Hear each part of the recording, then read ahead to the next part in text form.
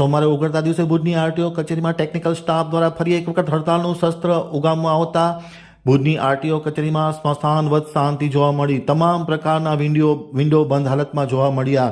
હડતાલ વધુ ઉગ્ર બનાવવાની જાહેરાત। ભુજની આરટીઓ કચેરીના ટેકનિકલ ઓફિસરોનો સ્ટાફ આજે ફરી એક વખત સવારથી જ હડતાલ ઉપર ઉતરી જતા જાણે આરટીઓ કચેરીમાં સ્મશાનવત શાંતિ હોય તે પ્રકારનો માહોલ છવાયો છે। તમામ પ્રકારના વિભાગો બંધ જોવા મળ્યા છે। ખાસ કરીને કોઈ આરટીઓ અધિકારીઓ ત્યાં ઉપલબ્ધ નથી અને આજે ખુલતો દિવસ હોય, શનિ રવિની 2 દિવસની રજા હોય અને આજે સવારથી જ ભુજની આરટીઓ કચેરીમાં ટેકનિકલ સ્ટાફ એટલે કે ઇન્સ્પેક્ટર સહિતના જે વરિષ્ઠ અધિકારીનો સ્ટાફ છે પોતાના પડતર પ્રશ્નોને લઈને આજે સવારથી હડતાલ ઉપર ઉતરી ગયા છે।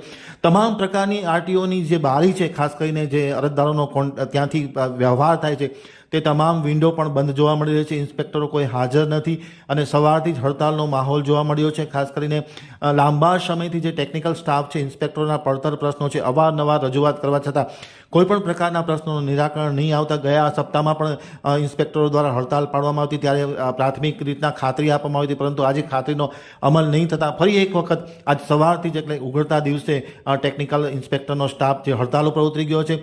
લોકોને અરજદારોને ત્યાં જઈ શકતા નથી, બધી તમામ પ્રકારની બારીઓ બંધ છે।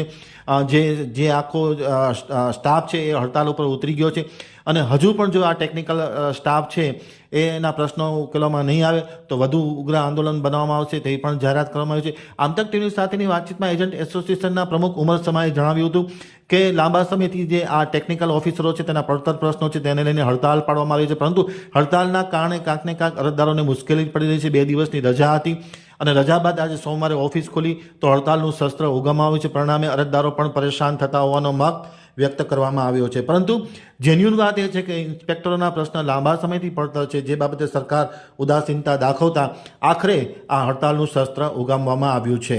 કચ્છ જિલ્લા મોટરિંગ પબ્લિક સેવા અને સહકાર સમિતિના પ્રમુખ તેમજ કચ્છ જિલ્લા પીયુસી ઓનર્સ એસોસિએશનના પ્રમુખ ઉમરભાઈ સમા આજ રોજે જે આરટીઓ ટેકનિકલ સ્ટાફે જે હડતાળ પર ઉતરવાની અને લોગિન આઈડી નહીં વાપરવાની જે જાહેરાત કરી છે એ અનુસંધાને આરટીઓની કામગીરી સંપૂર્ણપણે બંધ છે।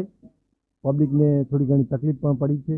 આવનારા સમયમાં પણ ચેકપોઇન્ટ ઉપર અને ચેકપોસ્ટો ઉપર વાહનોનો અકસ્માતો ન થાય, સરકારની તિજોરીને નુકસાન ન થાય, મોટરિંગ પબ્લિકને કોઈ પણ તકલીફ ન થાય એવી વૈકલ્પિક વ્યવસ્થા સરકારશ્રીએ કરવી જોઈએ।